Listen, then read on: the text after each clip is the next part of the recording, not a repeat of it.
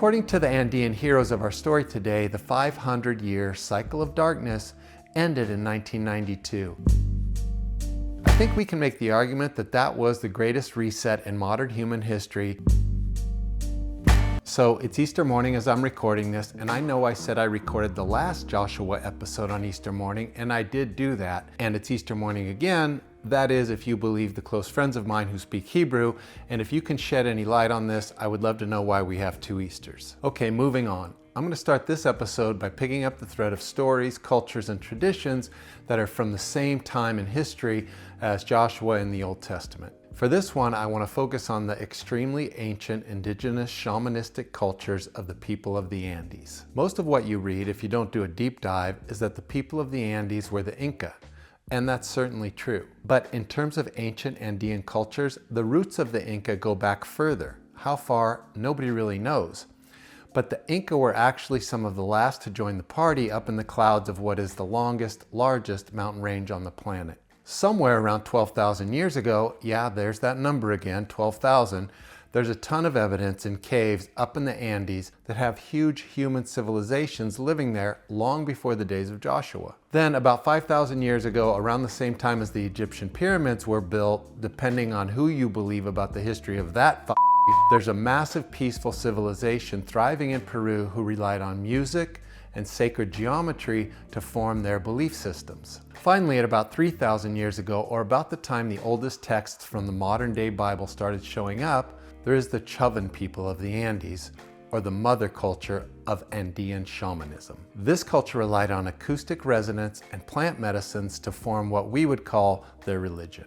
There's a local plant up there, kind of like peyote, known as the San Pedro cactus, which contains mescaline. And it has similar effects to ayahuasca or DMT from the rainforests of the Amazon. And this cactus was used to make a brew that was at the heart of the multiverse trips the shaman took in their visions and where they got their guidance from. And these people lived at, you guessed it, about 12,000 feet above sea level. Now, how and why their ancestors decided to hike up there to live is a question that is very hard to find an answer to. Because I like to hike, I'm pretty fit for an old guy, and damn, I'm not doing that. But we do know that the first Andean people to do it believed that the higher they were living, the thinner the veil between the lower realms and the upper realms of truth, they called the Hanaq Pacha. These people had what was known as Chovan sound temples, which relied on acoustic resonance to help them bridge the gap to the higher powers and the unseen mysteries of mankind. These are the very same Andean cultures who built the massive megalithic structures that have survived earthquakes, natural disasters, and cosmic impacts for centuries. They somehow mastered Cyclopean Masonry and fit perfectly cut stones together weighing several tons that not even the thinnest sheet of paper can fit between to this day. Now, how they got these iconic blocks of stone up 12,000 feet above sea level in non-negotiable mountain terrain, nobody knows. And even with today's technology and engineering mastery, it simply could not be done. Hey, maybe AI will tell us how to do it. Yeah, that's a bad joke. And remember, these people were doing all this work at altitudes that would make Joshua and his army simply faint from not being able to breathe. So what's my point here? The point is, this culture probably did not rely on the same God of the day as Joshua did. And not only were they known to be one of the most serene, peaceful human existences ever on the planet, they were a completely sovereign people with no interest in conquest. They relied on the natural world and the connection to Mother Earth for inspiration, visions, and the knowledge to tell them how to live their lives. This went on thousands of years before the Bible. In fact, when the Spanish conquistadors finally met the Andean people in a journey into the mountains that nearly killed them all because of the altitude, one of the first things they did was give them a Bible. When the book was given to the leader of the Andean people then, and he was told that it was the Word of God, legend has it that he held the book up to his ear, and when he heard only silence, he tossed it on the ground and declared it useless. He postulated that the Word of God is a living frequency which is found in the earth, the sky, the lightning, and nature itself, and can be found simply by paying attention to all of it. He claimed the Word of God came from visions and medicine or plants they merged with in their soul travels to reach higher realms of consciousness.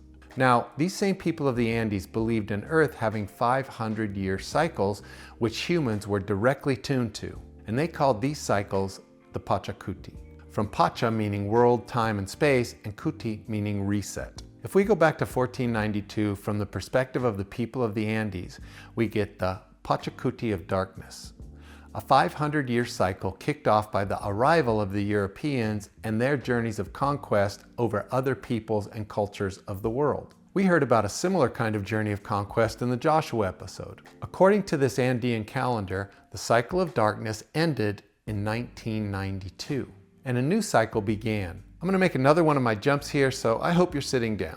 If we look for the major breakthrough in computing and tech from that year, 1992, the easy winner is, wait for it, the first smartphone, called Simon, introduced by IBM. I think we can make the argument that that was the greatest reset in modern human history and has led us directly to where we are today in terms of AI, accessibility, and all of that thing. I don't know what to call AI now. I mean, at this point, I don't know what to call quantum computing. I don't know any of it. But what I do know is its impact on the human condition is unprecedented. Does this mean that the people of the Andes held an ultimate truth about the future of mankind way back, I don't know, who knows when? I don't know the answer to that. And this is kind of a stretch.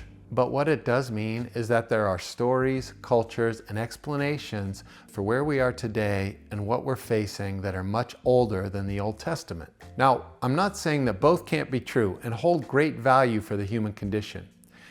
I'm just very curious about knowledge and where it comes from, faith, and how we navigate the coming times. Because frankly, I don't know where we should look for guidance now. What we're facing in the next 5, 10, or 20 years, whatever it is currently unmanageable, and something needs to be done because our window of opportunity is closing. According to the Andean heroes of our story today, the 500-year cycle of darkness ended in 1992, and the new Pachakuti cycle, known as the turning or the dawn of what is what I want to know, is in full flight. I'd like to circle back to where this began with Joshua destroying AI and my Order of the Five film. Because I've talked to a few people who read the Bible all the time who think Joshua's destruction of the city of Ai was the end of the war against the Canaanites.